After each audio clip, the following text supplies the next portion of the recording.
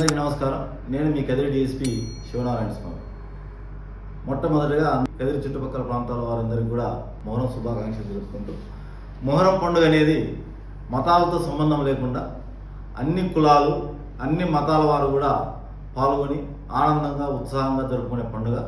ఈ పండుగ సందర్భంగా ఎటువంటి అవాంఛనీయ సంఘటన జరగకుండా నియోజకవర్గం అంతా కూడా కఠిన చర్యలు తీసుకోవడం జరిగింది.